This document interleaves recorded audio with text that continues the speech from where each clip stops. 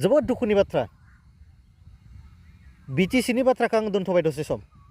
भेरगाव बायदि जायगायाव जेराव बर'नि मैखोम जायगा दिनै मानाव गिदिर हाग्रामा महिलारिया सरकाराव फैनायनि उनाव मा खालामखो बेवहाय गुबुन हारिनि सासे मानसिखौ साब डिभिजन जिथु लेन्ड एडभाइजारि कमिटि दङ बेनि चेयारमेन होबाय बर'नि हिस्ट'रियाव बिदि माब्लाबाबो जाफेराखैमोन दिनै भेरगाव साब डिभिजननि आन्डाराव जेखिना हा हुनि खामानि जायो बिनि मुरब्बीखौ मानाव गिदिर हाग्रामा महिलारि बिथाङा दिनै सोरबा आथिं गोसोमखौ होनानै दोनबाय 28टा सिट मोननायनि उनाव मानाव गिदिर हाग्रामा महिलारिया गोबां मोजां मोजां बिल पास खालामनो हागौमोन बाहायो हारिनि थाखाय बिथाङा दिनै मानो बेफोरखौ इनिसियेटिभ लायाखै भेरगाव बायदि जायगायाव सासेबो बर' मानसि नागिरना मोनासै नामा गोबाङानो बुङो लोमसाव दैमारि बिथाङा गोबां हारिनि सेन्टिमेन्ट दङ होननानै जुदि बिथाङा हारिनि सेन्टिमेन्ट दंमारोब्ला बिथाङानो लाथों जोंहा बुंनो गोनां गैया मानाव गिदिर लोमसाव दैमारि बिथाङानो लेन्ड एडभाइजारि जिथु कमिटि दङ बेवहाय बिथाङानो चेयारमेन जाथोंमोन बिथाङानो प्रेसिडेन्ट जाथोंमोन जोंहा बुंनो गोनां गैया नाथाय दिनै गुबुन हारिखौ नोंथांमोना जेरैबायदि स्पेस होलांदों जोंहा हारि हिसाबै मा थाखो हा हुनि राजाखौबो नोंथांमोना गुबुन हारिनो जुदि होबायब्ला इलेक्सनाव देरहालांनायनि सार्थआव नोंथांमोना हानि पट्टा नांगो ना एसटि नांगो होननानै दिनै हारिखौ लानानै दाम दर खालामबाय बर'नि सकल साफा सानै इन्टेलेक्सुयेलफ्रा दिनै मानो खुगा मुथिनानै दङ जों गोदान जोलैया दिनै सोंलु जादों जोंनि ब्रेनाव स्ट्राइक जादों बाथ्राफ्रा बर'नियाव आसलथे इन्टेलेक्सुयेल होननाय प्रपार्टिया दंमारोना गैमारला बिजिरनायनि सम दिनै राजनितिनि बाथ्रा बुंनो नागिराखै सानफ्रोमबो राजखान्थिनि बाथ्रा सावरायनायाबो मोजां नङा जोङो बर' हिसाबै हारिनि बाथ्राखौ सावरायनांगोन सावरायनायनि प्रयजन दङ जाय जेरावखि थायाथों मानो हारिनि बाथ्राखौ सावरायथारनांगोन बिजिरनायनि सम जादों होननानै बेखायनो बुंनो नागिरदों 2016 मानाव गेदेर हाग्रामा महिलारि बिथाङा एनडिएआव थानानै बे समाव सरकारनि अंसिदार जाबाय जेराव बै समाव प्रमिला रानी ब्रह्म बिथांजोआबो मिनिस्टारमोन मानाव गेदेर हाग्रामा महिलारि बिथांनि समावनो अबर' होननाय मोनसे संगठना जोनोम जानानै 10 बोसोर जोंनि हारिनिफ्राय क'क्राझार जि एमपि एसटि सिटखौ बिथांमोनानो सेनानै लांबाय आरो बयबो मिथिगौ दिनै जोङो बुंलायनो दरकार गैया गोनांथि गैया बे 10 बोसोराव नबसरनिया बिथाङा जोंनि हारिनि ओरैबायदि हेंथा बाथ्रा इन्डियान पार्लियामेन्टआव थांनानै बुंहैबाय दा बेखौ मानाव गेदेर प्रमद बर' बिथाङा सिएम जाना थानाय समाव जोबोद खस्थ'नि गेजेरजों हारिनि थाखाय बिखौ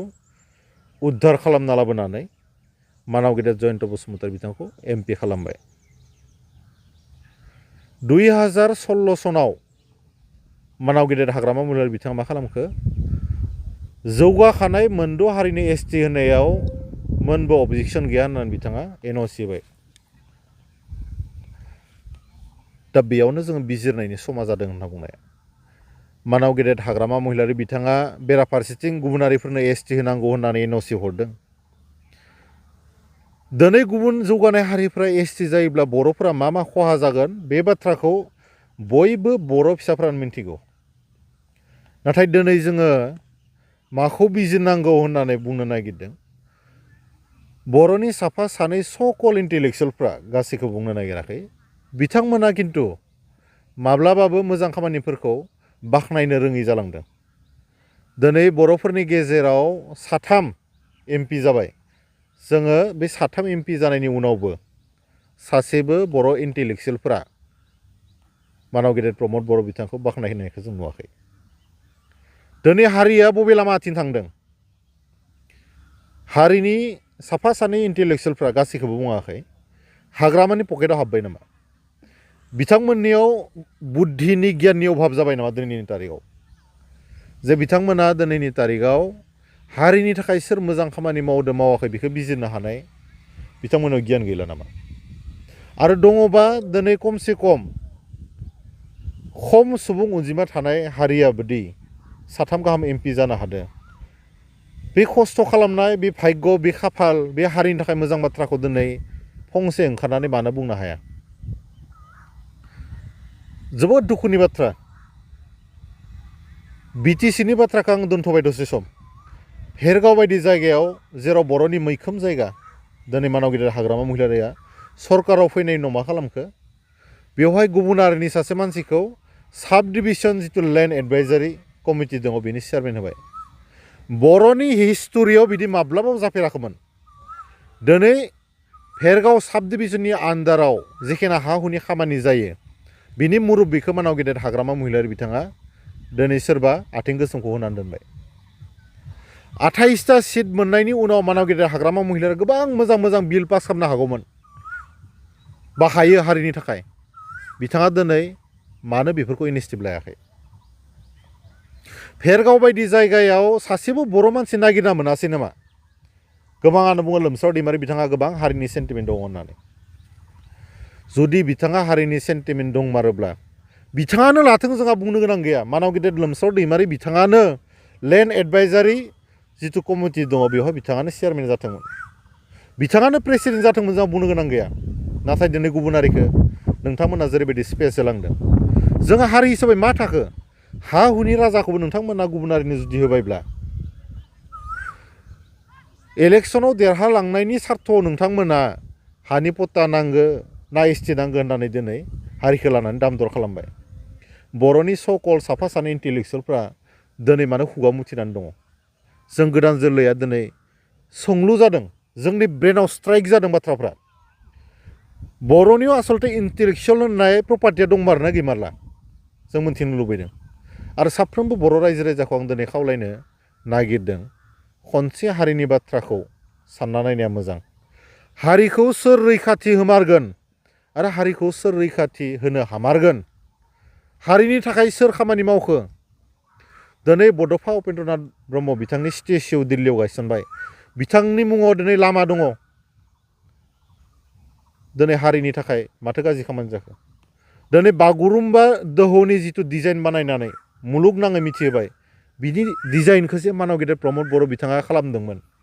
बेखौ दिनै बर'नि इन्टेलेक्सुवेलफ्रा मानो बावगारलांनो नागिरदों मोनसेनि उनाव मोनसे मानाव गेदेर प्रमद बर' बिथाङा जाय समाव एनडिएआव थानो नागिरो अब्लानिया जातिखौ फानबाय हारिया धंस जाबाय होननानै सानैसो मानसिफ्रा बुंनो नागिरो अब्ला 2016 सनाव जे मानाव गेदेर हाग्रामा महिलारि बिथांमोनजों थानानै सरकार सालायबाय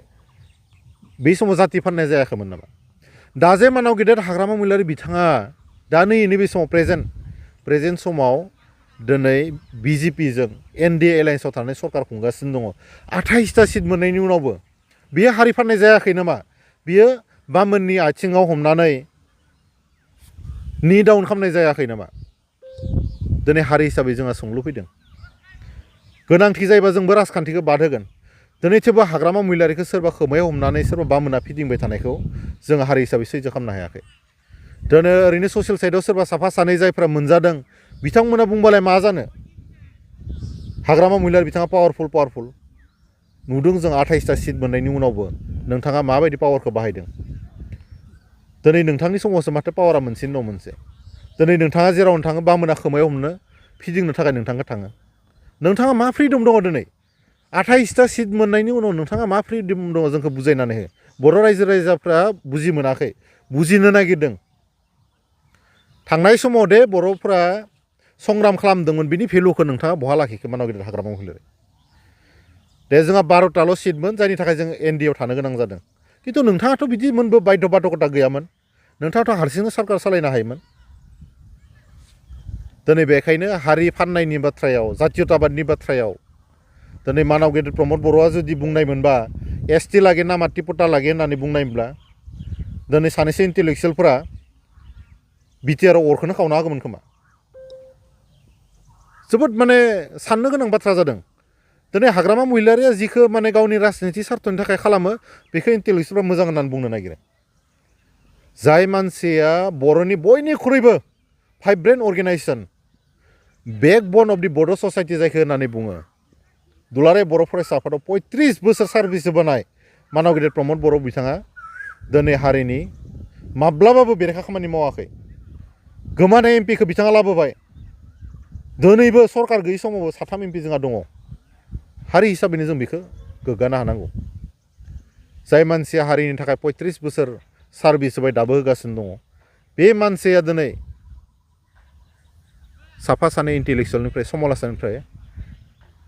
बाखि जेबो मोनाखै दिनै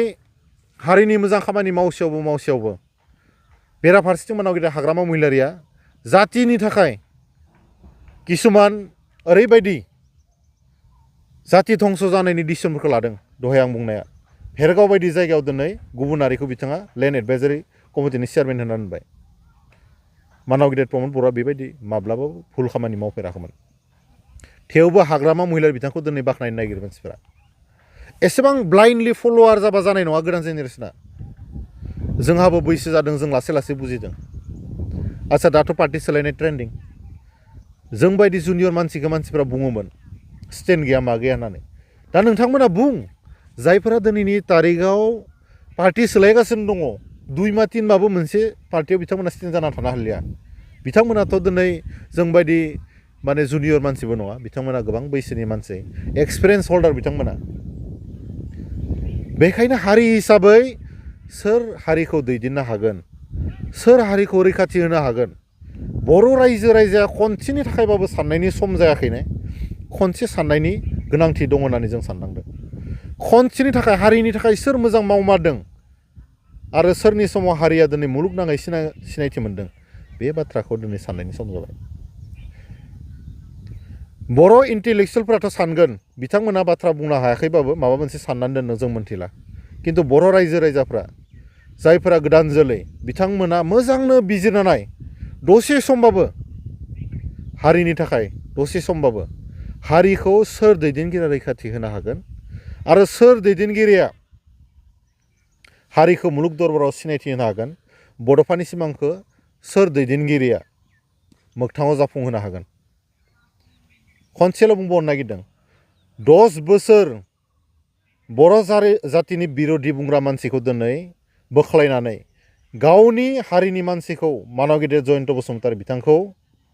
सासे बर' फिसाखौ MP बानायनायानो बर' हारिनि थाखाय मानाव गिदिर प्रमद बर' बिथाङा जुदि गोरोन्थि खामानि मावदोंब्ला जोंहा बुंनो गोनां गैया जाय MPखौ 10 बोसोर हाग्रामा महिलारि बिथाङा खोमानानै लादोंमोन बेखौ बोखांना लाबोनायानो जुदि मानाव गिदिर प्रमद बर' बिथांनि दायब्ला जों गोबां बाथ्रा बुंनो लुबैयाखै बेखौ रायजो राजाया बिजिरगोन थेंक इउ